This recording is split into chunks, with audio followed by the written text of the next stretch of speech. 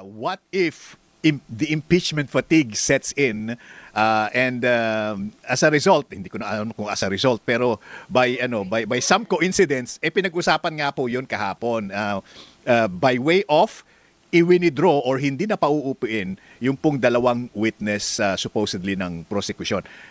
Doon po na tayong mag-concentrate. What do you think and how do you feel that contributes towards shortening the impeachment trial period? A few minutes ago narinig ko ang footage ng isang private prosecutor, no? Na hindi lang isa ang kanilang i-withdraw as witness. Kasama po doon ng isa pang witness, yung isang I think either Mikhail Flores or another Belinda Bello. Opo.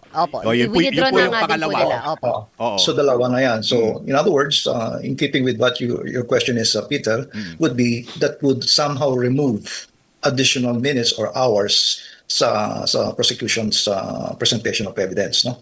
So malaking bagay yon, because lalo na kung ipipresent mo pa si Attorney Lopez, no? Malaking discussion yon between the prosecution.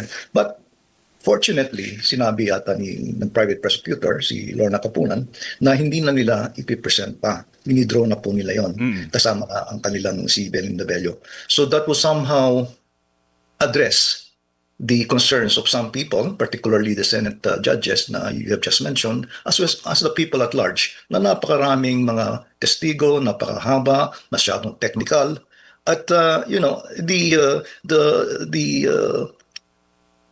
listening power of the media, the people at large would be very, very short, no? Yeah. Kaya ang dapat gawin talaga to streamline all the presentations, both the prosecution at defense. As I mentioned earlier, the Senate President can again call both parties and try to find out how they can expedite and abbreviate the proceedings, such that many of the documentary evidence as well as the testimonial evidence can be shortened. Para stipulations po yun. Para matapos po natin to. Sabi nga ni Private Prosecutor Lorna, baka hanggang sa Valentine's Day meron pa kung hindi tayo maging conscious about the length of the trial itself. Sa litigation po, and I'm sure you're very much aware of this, kung habang tumatagal, hindi po ba motu proprio, sabi nga nila, maintindihan na rin at mararamdaman na rin ng both prosecution and defense na this is becoming so long already na mukhang dapat na talagang tapusin. In other words, meron po bang natural sense yung mga abogado na pare, sobra na to, or talagang matibay talaga? I'd like to, mahirap sabihin na yun, Peter, kasi depende yan sa kaso. Merong mga kaso 15 years nandun pa sa Supreme Court. Meron kasi maraming layers yan, no? May appeal period pa yan. That's why that is being addressed by the current Chief Justice in his when he assumed office. He was very firm in saying that we should really re-examine the different stages of the trial such that we can come up with a very expeditious and speedy trial. At malaking balaki ang ginawa ng Chief Justice under his watch. Maraming mga importanteng bagay, lalo na mga rules of court, pina-review niya yung lahat yun, criminal, civil, as well as the rules of evidence, at pinakita nila kung ano ang areas na merong dapat baguhin para to speed up the trial and the proceedings. At napakaganda ng ginagawa ng Chief Justice ngayon. Ang point lang dito is that we are bound by sabi nga ng isang Vatican na columnist sa isang broadsheet, no? Naging masyadong nakatuon tayo sa technicalities and rules of evidence, no? Hindi natin mawala yon because this is actually an impeachment trial. Although of course I have to comment on that because sinabi niya binaro natin sa US at saka sa US ang Senate ang tumitingin sa presidente. At sinabi rin diyan ng Chief Justice daw ng Supreme Court ang Vice President. Hindi tama 'yon. Because sa America, under the Constitution, ang nagpe-preside both presidential and vice presidential impeachment trials ang Chief Justice. Okay. So both Iba the yan, president. iba yan. Sa atin dito, Senate President and Vice President. No? Correct. You know why? Kasi when you elect the president, kasama may vice president, di ba? So isa lang ang election doon. So yung dalawang yon ay tinatry ng Senate. Yun. Hindi ng Chief Justice, hindi ang Senate. So the top two officials sa US, Chief Yes, Justice yan. and Vice President. Okay. Attorney, let's go to the specifics of what happened po yesterday. No? Medyo talagang hinimay po ng prosecution at ng defense yung grave threats, inciting to sedition, tsaka betrayal of public trust.